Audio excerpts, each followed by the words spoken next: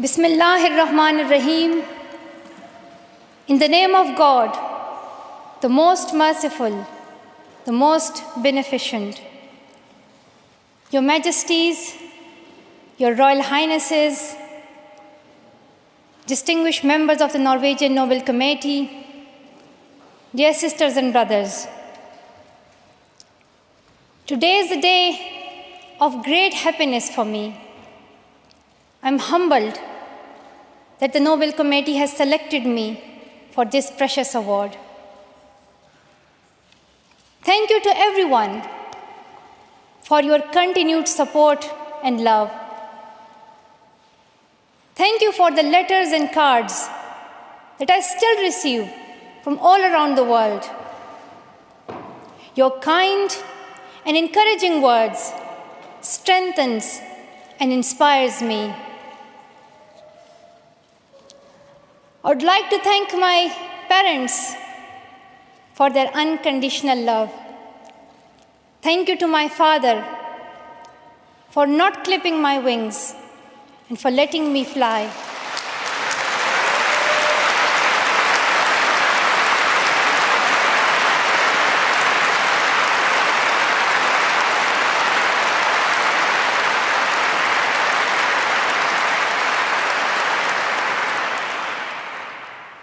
Thank you to my mother for inspiring me to be patient and to always speak the truth, which we strongly believe is the true message of Islam.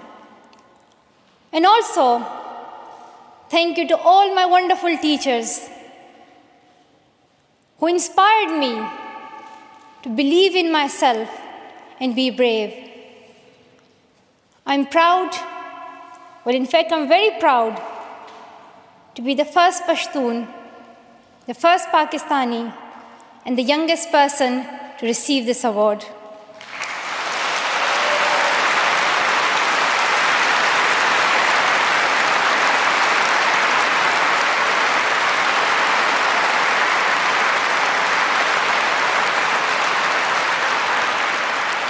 Along with that, I'm pretty certain that I'm also the first recipient of the Nobel Peace Prize who still fights with her younger brothers.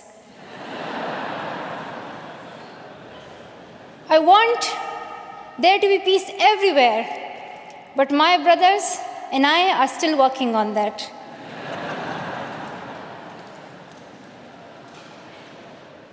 I'm also honored to receive this award together with Kailash Satyarthi, who has been a champion for children's rights for a long time, twice as long, in fact, than I have been alive.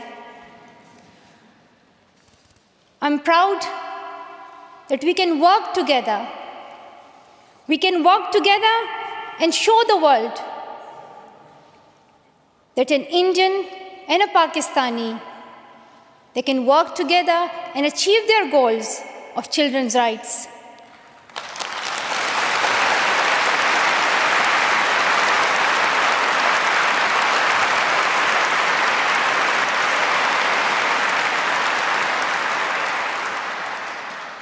Dear brothers and sisters, I was named after the inspirational Malala Yousafzai, who is the Pashtun Joan of Arc. The word Malala means grief-stricken, sad. But in order to lend some happiness to it, my grandfather would always call me Malala, the happiest girl in the world. And today, I'm very happy that we are together fighting for an important cause. This award is not just for me. It is for those forgotten children who want education. It is for those frightened children who want peace. It is for those voiceless children who want change. I'm here to stand up for their rights, to raise their voice, It is not time to pity them. It is not time to pity them. It is time to take action. So it becomes the last time. The last time. So it becomes the last time that we see a child deprived of education.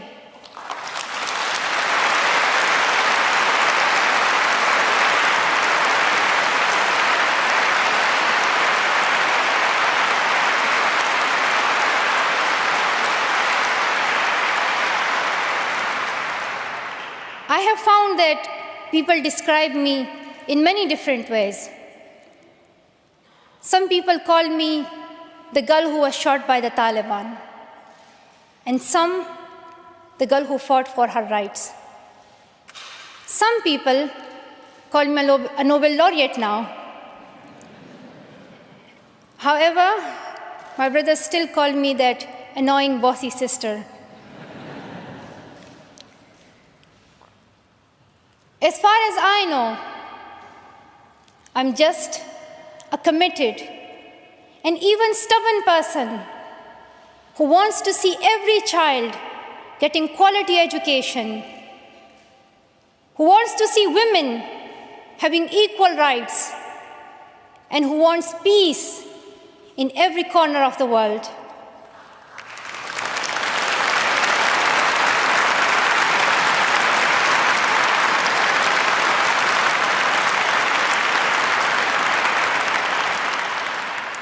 Education is one of the blessings of life and one of its necessities.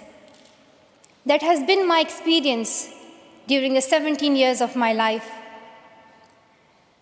In my paradise home, Swat, I always loved learning and discovering new things. I remember when my friends and I would decorate our hands with henna on special occasions. And instead of drawing flowers and patterns, we would paint our hands with mathematical formulas and equations. We had a thirst for education. We had a thirst for education because our future was right there in that classroom. We would sit and learn and read together. We loved to wear neat and tidy school uniforms. And we would sit there with big dreams in our eyes. We wanted to make our parents proud and prove that we could also excel in our studies and achieve those goals which some people think only boys can. But things did not remain the same. When I was in Swat, which was a place of tourism and beauty, suddenly changed into a place of terrorism. I was just 10, that more than 400 schools were destroyed. Women were flogged. People were killed. And our beautiful dreams turned into nightmares.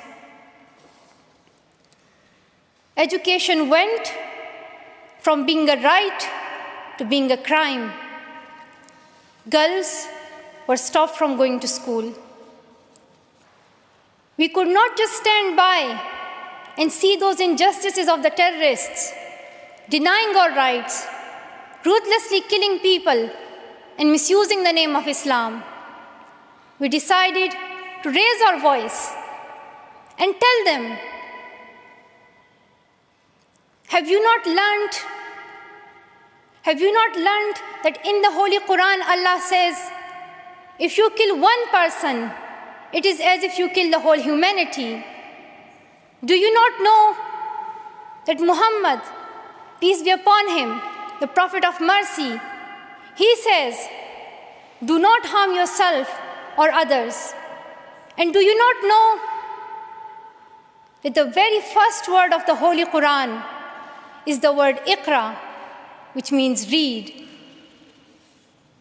The terrorists tried to stop us and attacked me and my friends who are here today on our school bus in 2012. But neither their ideas nor their bullets could win. We survived. And since that day, our voices have grown louder and louder.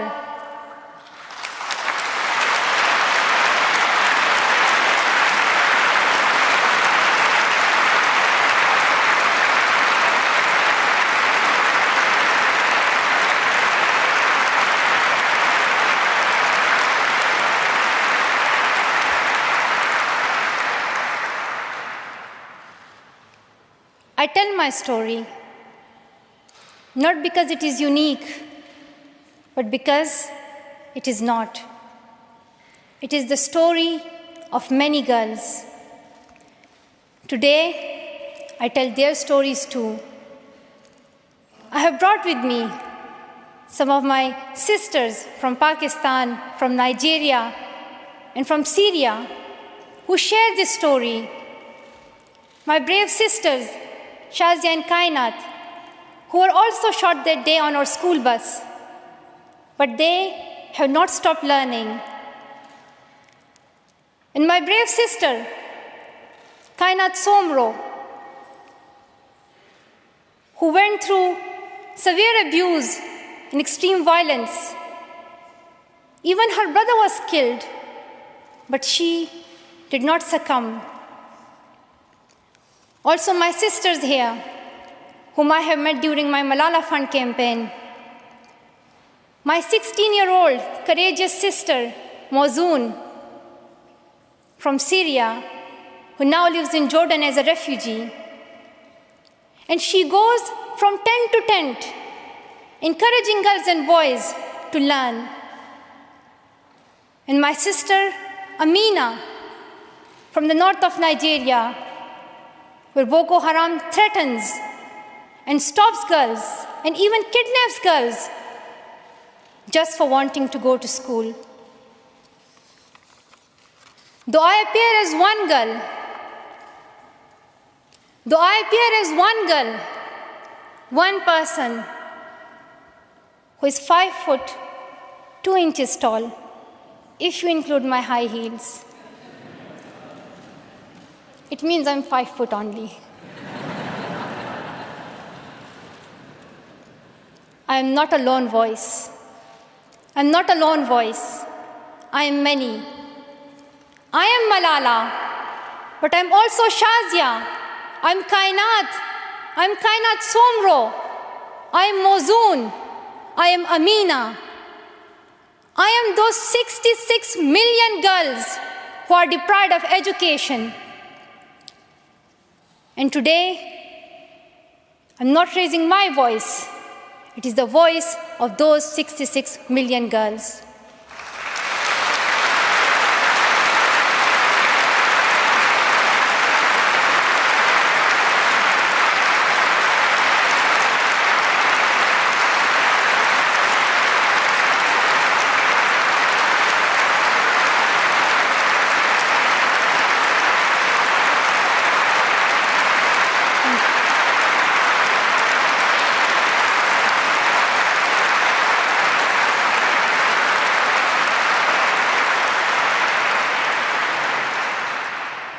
Sometimes people like to ask me, why should girls go to school? Why is it important for them? But I think the more important question is, why shouldn't they? Why shouldn't they have this right to go to school? Dear brothers and sisters, today, in half of the world, we see rapid progress and development. However, there are many countries where millions still suffer from the very old problems of war, poverty, and injustice. We still see conflicts in which innocent people lose their lives and children become orphans. We see many people becoming refugees in Syria, Gaza, and Iraq. In Afghanistan, we see families being killed in suicide attacks and bomb blasts. Many children in Africa do not have access to education because of poverty. And as I said, we still see girls who have no freedom to go to school in the north of Nigeria. Many children in countries like Pakistan and India, as Kailash Satyarthi mentioned, many children, especially in India and Pakistan, are deprived of their right to education because of social taboos, or they have been forced into child marriage or into child labor. One of my very good school friends, the same age as me, who has always been bold and confident girl, dreamed of becoming a doctor. But her dream remained a dream. At the age of 12, she was forced to get married. And then soon, she had a son. She had a child when she herself was a child, only 14. I know that she could have been a very good doctor, but she couldn't because she was a girl. Her story is why I dedicate the Nobel Peace Prize money to the Malala Fund to help give girls quality education everywhere, anywhere in the world, and to raise their voices. The first place this funding will go to is where my heart is, to build schools in Pakistan, especially in my home of Swat and Shangla.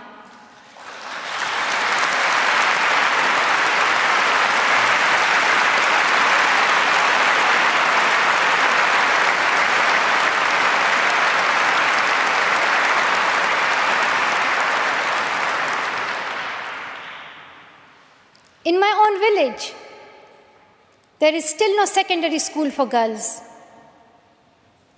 And it is my wish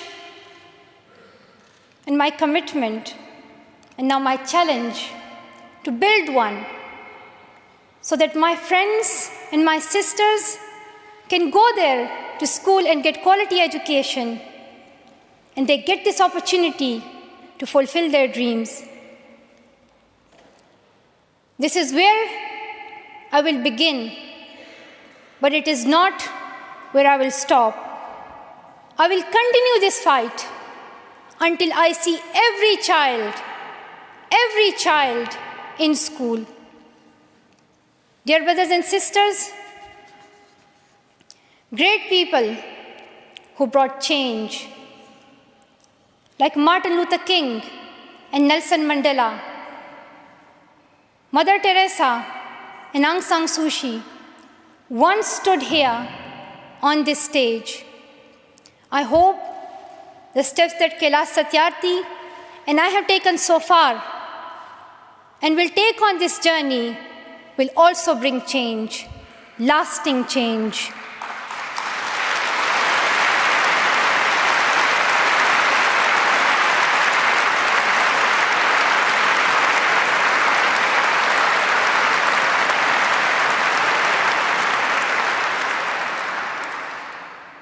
My great hope is that this will be the last time.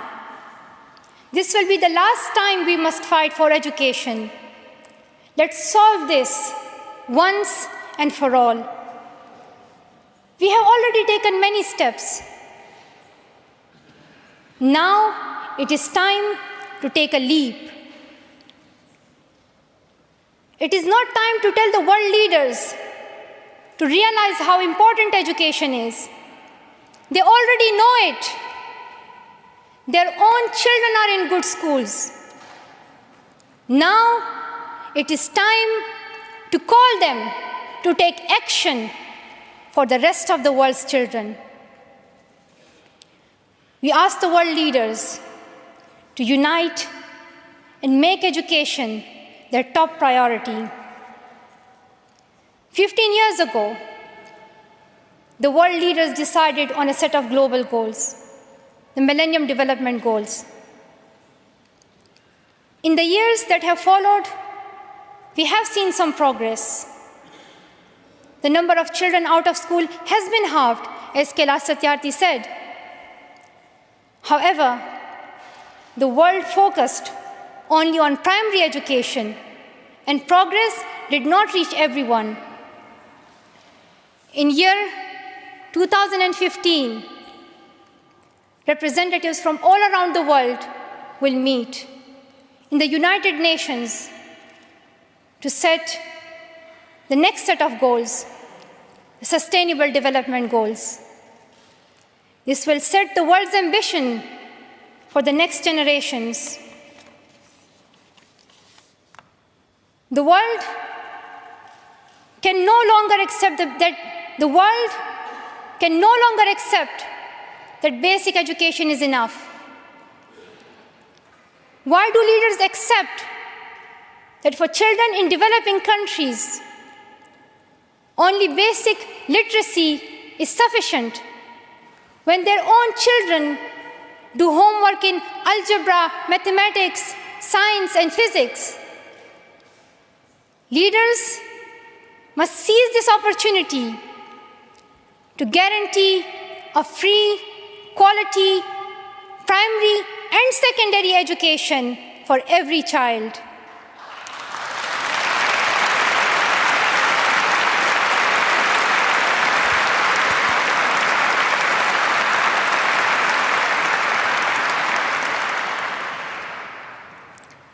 Some will say this is impractical, or too expensive, or too hard, or maybe even impossible.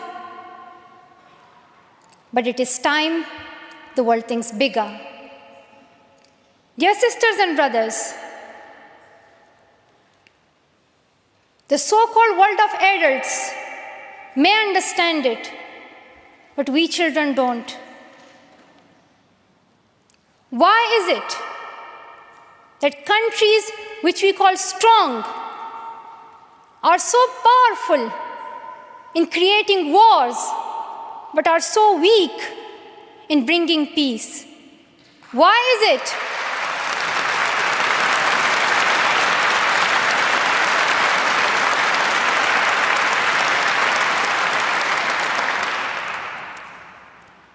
Why is it that giving guns is so easy, but giving books is so hard? Why is it? Why is it that making tanks is so easy, but building schools is so hard? We are living in the modern age, and we believe that nothing is impossible. We have reached the moon 45 years ago, and maybe we'll soon land on Mars. Then, in this 21st century, we must be able to give every child quality education. Dear sisters and brothers, dear fellow children, we must work, not wait. Not just the politicians and the world leaders. We all need to contribute. Me, you, we. It is our duty. Let us become the first generation to decide to be the last. Let us become the first generation that decides to be the last, that sees empty classrooms, lost childhoods, and wasted potentials. Let this be the last time that a girl or a boy spends their childhood in a factory. Let this be the last time that a girl is forced into early child marriage. Let this be the last time that a child loses life in war. Let this be the last time that we see a child out of school. Let this end with us. Let's begin this ending together, today, right here, right now. Let's begin this ending now. Thank you so much. Thank you.